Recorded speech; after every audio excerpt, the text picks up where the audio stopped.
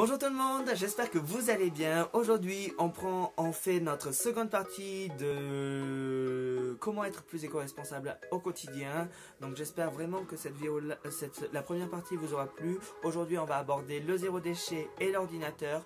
Ordinateur, vous allez me dire, mais comment être plus éco-responsable en utilisant un ordinateur? Je vais vous en parler et je vais tout vous expliquer dans cette vidéo. Donc aujourd'hui, on va commencer avec comment être plus éco-responsable dans le zéro déchet. Donc, je vous ai dit qu'on va aborder deux sujets par rapport au journal et aux brosses à dents, et ça va rentrer dans cette gamme-là. Donc, voilà. Pour ceux qui se demandent toujours pourquoi je regarde sur le côté, c'est tout simplement que mes fiches sont sur l'ordinateur désormais, et du coup, je regarde mon ordinateur pour faire les points. Voilà. Et me dire, alors, il y a les lingettes démaquillantes. Oui, vous savez, aujourd'hui, nous utilisons des petits cotons démaquillants tissés pour se démaquiller, surtout les filles en fait, excusez-moi les filles, mais certains garçons utilisent pour se nettoyer la figure, voilà. Tout simplement, aujourd'hui, on peut utiliser des alternatives, donc ce sont des tissus éponges où on met un tissu coton de l'autre côté et ça nous fait des lingettes tout simplement démaquillantes, et je trouve ça bien. Vous en avez à tous les prix, à tous les budgets, sur internet et dans les marchés artisanaux. Voilà, vous en avez à tous les prix et on vous propose ça quand même assez sympa, avec des motifs assez sympas, plus ou moins les artisans qui proposent ça. Donc aussi favoriser les petits commerçants, c'est l'idéal. Voilà, moi je vous dis d'aller voir vos artisans quand même, c'est beaucoup mieux. Voilà, donc voilà, je trouve que c'est bien de valoriser nos artisans français pour tout ce qui est les cotons et tout. Et puis c'est assez simple de réalisation. Si vous voulez réaliser vous-même, faites-le, parce que c'est clairement un gagne-temps et puis c'est beaucoup plus éco-responsable, et d'autant que vous utilisez une lingette et vous mettez ça au lavage et vous le réutilisez indéfiniment, et c'est juste génial. Voilà, moi il faut savoir que depuis peu j'en fais et j'en vends. Et il faut savoir qu'au début, quand j'en faisais, c'était pas du biologique. En fait, le tissu éponge, c'était pas du biologique. Aujourd'hui, c'est du tissu biologique. Donc déjà, il est un peu plus doux. Et puis, il respecte plus l'environnement. Donc, je suis un peu content, en fait, d'avoir fait cet investissement. Donc, voilà. Ensuite, nous avons l'essuie-tout réutilisable. Alors, l'essuie-tout, donc le sopalin, vous savez qu'aujourd'hui, en moyenne, on utilise entre 5 à 8 feuilles par jour pour un français moyen, donc c'est énorme. Aujourd'hui, je considère que le tissu éponge remplit largement ce truc là et contient et on peut utiliser plus facilement le tissu éponge, d'autant que en plus de ça, il absorbe encore plus d'eau qu'un sopalin. Donc je trouve ça génial. Donc j'en vends aussi, pour ceux qui veulent le savoir. Je les vends 17 € les 5 feuilles, donc c'est vraiment un prix moyen. Je suis vachement en dessous de certains commerçants, d'autant que j'utilise du tissu biologique et que c'est moi qui le réalise. Donc clairement ça vaut le coup. Il y a certains sites qui les vendent vachement cher, je trouve, par contre, mais vous en trouvez partout, et on peut retrouver ça aussi chez les artisans et chez les artisans pendant les marchés ou chez eux. Donc voilà. Vous allez avoir aussi les sachets vrac, comme je vous ai dit. Arriver avec notre sachet vrac en tissu, c'est déjà un plus pour l'environnement. Je vous renvoie sur la première vidéo, comment être plus éco-responsable, puisque je vous explique ça plus en détail dans la catégorie les courses. Voilà. Vous avez également les bento. Alors qu'est-ce que c'est que les bento? Tout simplement, ce sont des plats pour les repas. Alors vous savez, dans le commerce, on nous propose des sandwichs emballés dans du plastique, des salades emballées dans du plastique. En fait, le bento, c'est tout simplement un plat en plastique réutilisable où on met notre salade dedans ou notre nourriture dedans, et c'est beaucoup mieux pour l'environnement, d'autant qu'il est lavable et réutilisable et qui prend beaucoup moins de place qu'un plat de salade, ou qu'on achète tout ça Sodebo ou autres salades qu'on trouve dans le commerce. Donc je trouve que c'est mieux, et d'autant qu'en plus il passe au micro-ondes et on peut mettre ce qu'on veut dedans et l'emporter partout. Voilà. Et en plus, généralement, c'est sur 2 étages, donc on peut séparer la viande, les pâtes, les muches, donc c'est super bien. Voilà, après, bento. Après, moi, je vous conseille le bento. J'utilise ça maintenant plus que les salades et les sandwichs qu'on trouve dans le commerce. Voilà. Nous avons les B-Wrap. Alors, il y a eu beaucoup de monde qui m'ont demandé qu'est-ce que c'était que le B-Wrap, parce qu'il y a peu de monde qui savent. En fait, tout simplement, ce sont des... Vous connaissez le film étirable, le film alimentaire qu'on met par-dessus les plats. Et ben tout simplement, c'est la même chose, tout simplement, enduit de cire d'abeille pour que ça soit beaucoup plus étanche. Et c'est, je trouve, quelque chose qui est génial en fait, au niveau, déjà rien que de l'utilisation, tout simplement parce que c'est, comment expliquer, c'est beaucoup plus éco-responsable, et puis on valorise les apiculteurs français, pour ceux qui utilisent la cire d'abeille et tout. Après, voilà, pour ceux qui pensent que l'odeur de la cire d'abeille peut être assez fort, oui, au début quand on fabrique les B-Wrap, c'est assez fort au nez, mais avec le temps l'odeur part, et clairement on ne sent plus la cire d'abeille avec l'usure. Là j'en ai réalisé pour moi dernièrement, et clairement on sent plus du tout l'odeur de la cire d'abeille. En plus c'est un nettoyage à froid, donc vous n'êtes pas obligé d'utiliser le lave-linge, donc clairement c'est super pratique. Donc voilà. Ensuite, on va parler de Takayuki. Alors le Takayuki, donc c'est un terme japonais, ce sont les emballages cadeaux. Oui, aujourd'hui, les emballages cadeaux se font avec du tissu. C'est nouveau, donc au lieu d'acheter les emballages papier comme on trouve dans le commerce, vous avez des papiers en papier recyclé, et ça vous pouvez les prendre et puis c'est re-recyclé et puis c'est bien. Mais le Tawaki, en fait, tout simplement, c'est l'art d'emballage en tissu, donc c'est génial. Donc on utilise en fait des chutes de tissu sur le thème japonais. Aujourd'hui, il n'y a pas que sur le thème japonais qu'on utilise ça, donc je trouve ça super bien de trouver que c'est emballé, que c'est super bien en fait emballé de nos tissus, des cadeaux dans les tissus. Je trouve ça beaucoup plus éco-responsable. Mais également, pour ceux qui veulent pas se casser le pied et vous dites merde, on n'a plus de papier cadeau et tout, c'est pas grave, vous utilisez du papier journal. Oui, avant, comment on faisait quand on n'avait plus de papier? On utilisait le papier journal, et je trouvais ça je trouve ça super joli. En plus, c'était super joli. En plus, il y avait plein d'écritures et tout, même si on s'en fiche des écritures et tout, mais je trouve que c'est bien. Bon, peut-être pas mettre la page des funérailles, c'est peut-être pas une idée, mais voilà. Mais en tout cas, on peut utiliser le papier journal pour faire des emballages cadeaux assez sympas. Voilà. Ensuite, on va parler de la chose qui m'énerve le plus. Ce sont les pailles.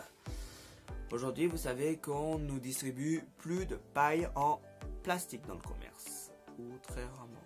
Je crois que ça ne se fait même plus en fait. Les pailles en plastique, c'était le pire déchet qu'il pouvait y avoir sur Terre. Et aujourd'hui, nous ont trouvé des alternatives. Et c'est plutôt bien. Et beaucoup de monde vont être d'un point de vue négatif par rapport à ça. Je vous mettrai un sondage pour me dire quel type de paille vous préférez. Voilà. Alors, avant, tout le monde adorait les pailles en plastique parce que c'était bien bouche, on pouvait les mâchouiller, ça ne se décomposait pas dans notre bouche. Aujourd'hui, il existe plusieurs pailles et on va aborder le cas de 4 pailles différentes. Donc, nous avons les pailles réutilisables et à usage unique. Donc, qu'est-ce que j'entends par ces pailles-là? Donc, nous avons une paille qui est à usage unique, qui est les pailles en papier. Alors, moi, j'adore ce concept-là, clairement, j'adore ce concept. C'est les pailles en papier. Et en fait, on met la paille comme une paille en plastique et on l'utilise, voilà. Et beaucoup n'aiment pas ce concept-là tout simplement parce que ça se décompose un peu dans la bouche et il y a beaucoup de monde qui n'aime pas ça. Moi, c'est un truc que j'adore, les pailles en papier, clairement. Je trouve ça génial, même si j'ai ma préférence pour d'autres pailles et je vais vous en parler en suivant. Donc, je disais que les pailles, en fait, aujourd'hui, je trouve qu'il est bien et c'est bien qu'ils nous aient créé des pailles en plastique, en inox, en verre ou en bambou tout simplement parce que c'est bien pour l'environnement. Et puis il y a une entreprise basque, je pense à ça, qui fait des pailles sur mesure en bambou, donc je trouve ça super bien et puis c'est beaucoup mieux pour l'environnement, d'autant que le bois, c'est réutilisable en fait, on peut l'utiliser en le brûlant et tout pour se chauffer, et puis les papiers et le verre, le métal et le verre, c'est beaucoup mieux, même si en verre ça a l'air fragile quand même les pailles. Clairement j'ai testé en inox, en papier et en bambou, ma préférée ça reste quand même celle en bambou. Je sais pas pourquoi. L'inox, bah, ça me fait mal aux dents au bout d'un moment. Quand je bois très froid, bah, ça me fait mal aux dents. Le bambou, bah, ça reste clairement comme si je buvais avec du plastique en fait. Et bah, Rocel en papier, bah, j'aime bien quand je vais en dehors, de chez moi et qu'on me propose une paille en papier, bah, je dis pas non parce que c'est assez sympa, même si je sais que ça fait un déchet supplémentaire. Voilà. Voilà. Ensuite, j'ai oublié de rajouter aussi un truc, le zéro déchet. Vous avez aujourd'hui les commerces qui font du zéro déchet et qui vous proposent de vous envoyer les tickets de caisse par email. Et je trouve ça beaucoup mieux. Clairement, ça fait un déchet en moins. Quand on voit certains tickets qui sont très longs, très longs, comme le un des miens justement qui est très long, ben je trouve que c'est bien quand même qu'on vous propose un ticket de caisse quand même plus virtuel, et je trouve ça beaucoup mieux et on peut les stocker et les retrouver plus facilement. Voilà. Aussi, vous allez me dire, la brosse à dents, ben c'est bien, c'est beaucoup plus éco-responsable. La brosse à dents, il existe en bambou et en poil végétal, donc c'est bien. Donc en fait, tout simplement, une brosse à dents, je considère que c'est super bien. Vous utilisez en fait cette brosse à dents là, celle en bambou avec les poils végétales, ben dès qu'elle est usée, vous la mettez au compost, tac, et elle est biodégradable. Après, pour ceux qui ont des brosses à dents avec une tête changeable, ben c'est bien, vous changez la tête, vous jetez la tête et vous changez seulement la tête. Et je crois que certaines entreprises réutilisent justement leur tête de brosse à dents, donc recyclent leur tête de brosse à dents, donc je trouve ça bien. Après, vous avez aussi parfois vous avez des brosses à dents en bambou, avec le manche en bambou, mais vous avez la tête justement qui est en nylon, avec des poils en plastique, donc ça c'est pas très grave. Vous coupez bien à ras les poils, ou vous les enlevez tout simplement les poils, et vous jetez les poils à la poubelle et vous mettez votre manche au compost. Donc voilà, je trouve que c'est quelque chose quand même de zéro déchet, mais qui rentre quand même dans le quotidien, donc voilà. J'espère que cette... Et comment être plus éco-responsable sur l'ordinateur, c'est, je pense, la question qui vous intrigue le plus. Et oui, on va parler de boîte mail dans un premier temps. Vous savez sûrement que vos mails sont quand même quelque chose de très important. Je vous ai parlé et reparlé des mails dans cette vidéo-là, mais il faut savoir qu'il faut supprimer régulièrement vos mails. Tout simplement parce que vos mails prennent de la mémoire. Et où c'est stocké ça? C'est stocké sur des disques qui produisent du CO2 et qui contribuent au réchauffement climatique. Donc si vous avez des boîtes mail comme moi, il faut savoir que j'ai 3 boîtes mail, dont une dont je galère pour supprimer en ce moment. J'ai ma boîte mail perso en fait, et j'ai une boîte mail pro. Bon, c'est 2 mails que je garde en fait, que je garderai, et voilà. Tout simplement parce que je trouve que ça prend de la mémoire et puis ça contribue au réchauffement climatique. Donc je vous conseille de supprimer vos mails que vous n'avez pas besoin, de vous désabonner de toutes les newsletters que vous avez, parce que envoyer un mail ça produit aussi du CO2, on ne se rend pas compte, mais ça produit également du CO2. Voilà. Et supprimer régulièrement vos mails, parce que déjà ça libérera de la mémoire et se produira moins de CO2. Voilà. Et le gros point de pourquoi je vous conseille pourquoi l'environnement, tout simplement je vous conseille d'utiliser. Aujourd'hui, je pense qu'on ne fait pas assez pour l'environnement, et pour ceux qui ne le savent pas et qui ne savent pas comment aider la planète, utilisez tout simplement Ecosia. Ecosia, c'est un moteur de recherche qui marche comme Google justement. Voilà.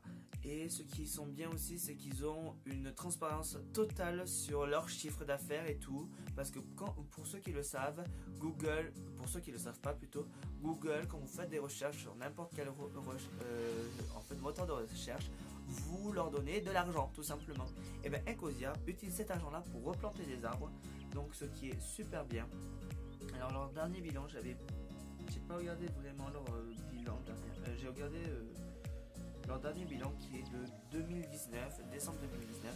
Il faut savoir qu'ils ont gagné plus de 2 497 060 € ce mois-là. C'est peut-être pas beaucoup, on va se dire à l'échelle de Ecosia, vraiment de Google, c'est pas beaucoup. Mais il faut savoir que Ecosia utilise cet argent-là pour plusieurs choses et on va en parler. vous allez me dire, alors, il y a, on va commencer par le plus petit chiffre qui est 96 117 € pour se faire connaître, donc de la publicité sur les réseaux sociaux, voilà, pour se faire connaître. Donc c'est quand même un budget assez minime en fait. Ensuite vous avez 327 329 € qui sont pour leur réserve, donc ça veut dire ce sont les ensuite il y a 791 893 € qui sont pour les charges sociales, pour les serveurs, pour les bureaux, pour les salariés, et également les frais de voyage. Vous allez me dire mais c'est illogique. Tout simplement Ecosia fait des voyages régulièrement avec certains youtubeurs ou influenceurs plutôt, je devrais dire influenceurs, ou même leurs salariés partent en voyage pour former certaines personnes dans certains pays. Je vous en reparlerai en suivant, en fait tout simplement pour sensibiliser les gens à être plus éco-responsables. Et je pense également, et le plus gros chiffre qui est 1 281 721 € qui ont été donnés pour la plantation des arbres, donc aider à la reforestation de la planète. Donc je trouve ça génial et je considère que c'est quelque chose de super important de sensibiliser les gens à la reforestation de la planète, surtout après les incendies qu'il y a eu en Australie, la déforestation pour l'huile de palme. Je trouve ça juste un peu nul en fait, et je trouve que Ecosia gère bien en fait ça et aide bien la planète à respirer de nouveau, à lui redonner un nouveau poumon. Aujourd'hui Ecosia plante des arbres un peu partout, donc je vais vous dire tac. Alors ça c'est en 2019, donc décembre 2019, il y a aussi la plantation des arbres. Il y a eu 9 730 223 000 arbres de planter dans le monde en décembre 2019, et je trouve ça génial. Vous avez eu les différents pays, je vais vous les dire justement. Vous avez eu Madagascar, Nicaragua, Colombie, Éthiopie, Indonésie, Ouganda, Maroc, Pérou, Kenya, Brésil et Brésil et République de Côte d'Ivoire, où vous avez eu de l'argent dispatché à travers ces associations-là pour aider l'environnement et pour les aider à replanter des arbres à travers le monde. Et je trouve que cette vidéo-là vous aura plu, que ça vous aura donné des idées et de vous proposer quelque chose de plus éco-responsable sur ma chaîne. C'était l'un des résolutions que j'avais choisi pour cette année 2020, et également vous proposer des choses plus éco-responsables arriveront très prochainement sur la chaîne. J'espère que clairement cette nouvelle catégorie de vidéos-là vous plaira. En tout cas, si vous avez d'autres idées de comment être plus éco-responsable au quotidien ou même dans la vie active ou sur internet, n'hésitez pas à partager vos idées en commentaire ci-dessous. Si vous n'êtes toujours pas abonné à ma chaîne, n'hésitez pas à cliquer sur ma tête là, quelque part par-ci, et aller voir mes dernières vidéos, et aller voir la dernière vidéo comment être plus éco-responsable, la partie 1. Et je vous fais plein de gros bisous et je vous dis à très vite dans une prochaine vidéo. Bye.